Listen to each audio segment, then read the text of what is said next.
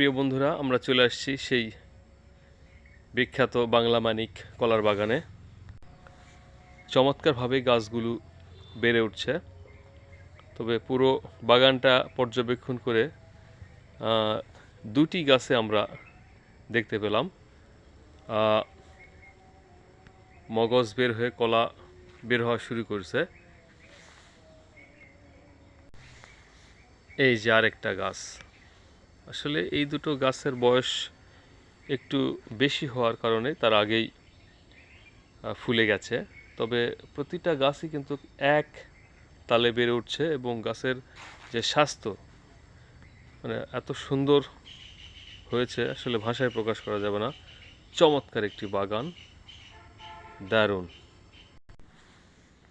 জানি না বাংলা মানিক আসলে কলাটি কীরকম দেখতে।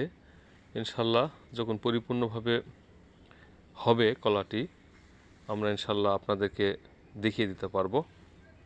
তবে এত সুন্দর পরিচর্যা এবং কঠোর পরিশ্রম করে এত সুন্দর একটি বাগান তারা তৈরি করেছেন, নিঃসন্দেহে প্রশংসনীয় একটি কাজ করেছেন এবং জনসাধারণকে দেখানোর মতো একটা পরিবেশ, এবং এ থেকে অবশ্যই আমাদের শিক্ষা নেওয়া উচিত। আমরা ইনশাল্লাহ ঠিক এরকম একটি বাগান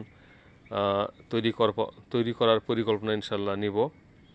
আমার ভীষণ শখ হচ্ছে যে এই ধরনের একটা বাগান তৈরি করার। তো আপনারাও যারা দেখছেন, আপনারা এরকম পরিকল্পনা করতে পারেন যে এই ধরনের একটা সুন্দর বাংলা মানিক কলার বাগান তৈরি করতে চাই।